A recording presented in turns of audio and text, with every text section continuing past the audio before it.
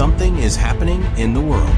You can feel it. You don't even have to believe the Bible to know that things are shifting.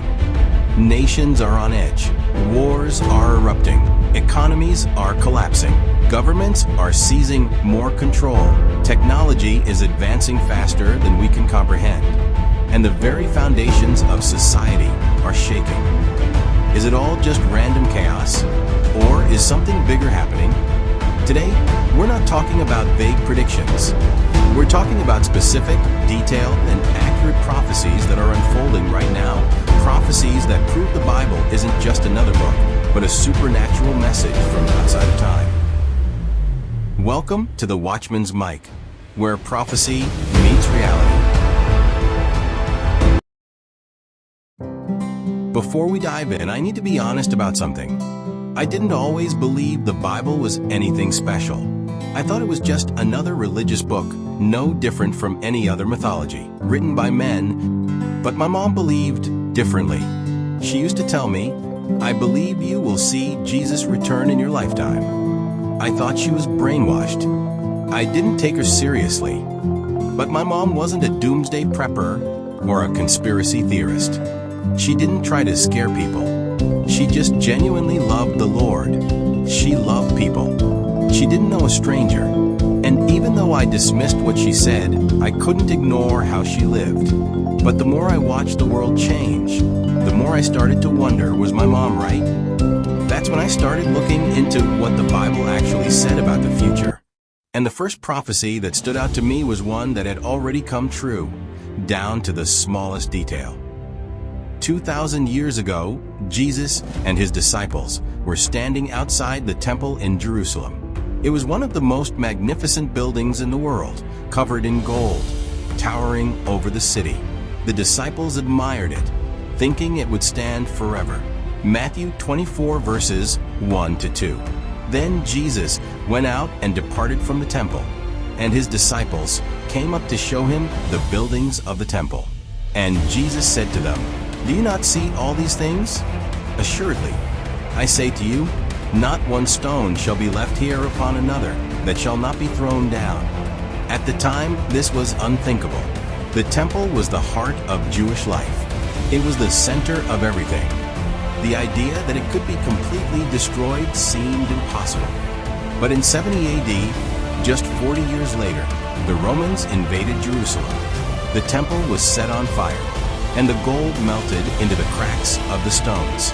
Roman soldiers tore it apart stone by stone to get to the gold, exactly as Jesus predicted.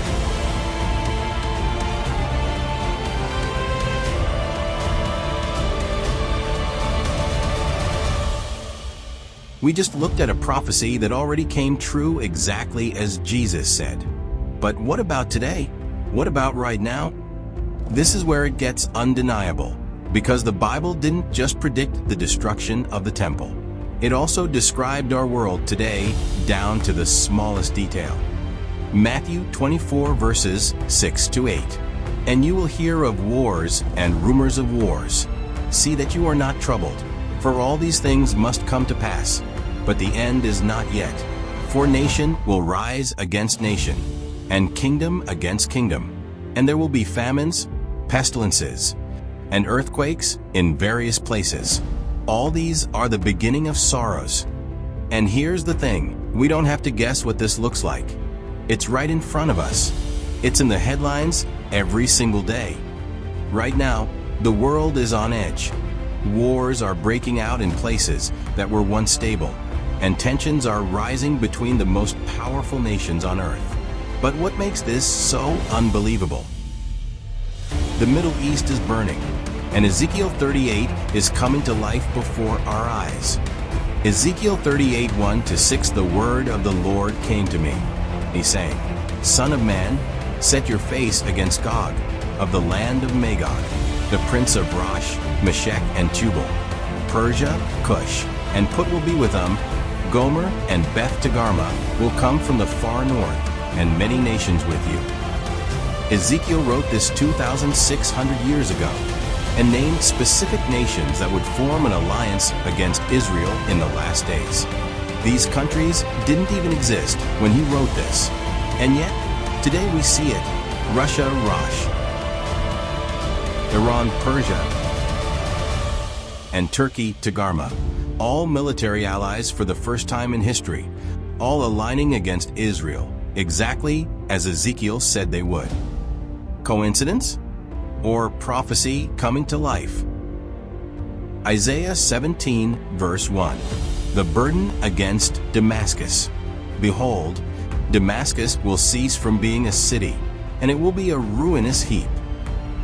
Damascus is one of the oldest cities in the world. It has been continuously inhabited for over 5,000 years.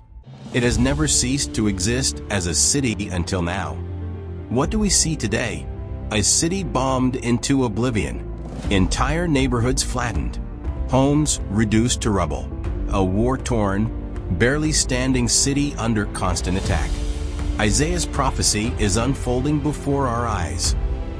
Revelation 16, verse 12. Then the sixth angel poured out his bowl on the great river Euphrates, and its water was dried up, so that the way of the kings from the east might be prepared.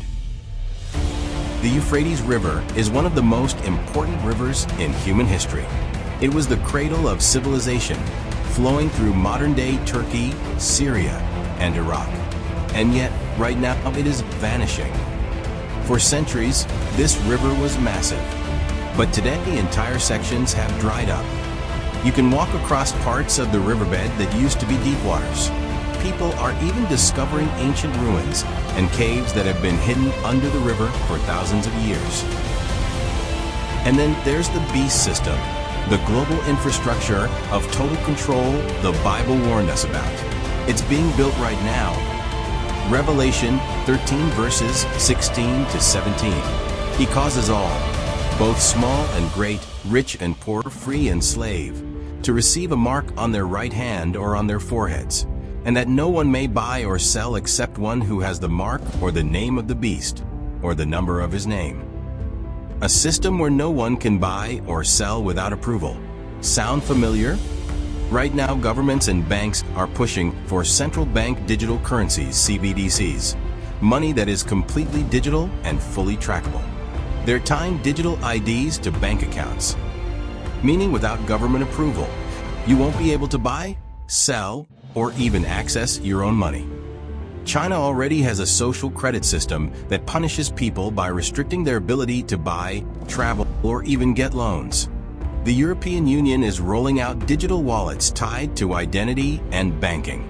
And major organizations, including the World Economic Forum, are openly talking about a future where AI, surveillance, and biometric scanning control access to money, healthcare, and travel. The Bible said these things would happen, and now they're happening. Not eventually, not someday, now. This is just the beginning. Next time we're going deeper into the beast system and what's coming next. But for now, I want to hear from you. Do you see what's happening? Have you noticed these things unfolding? What stands out to you the most?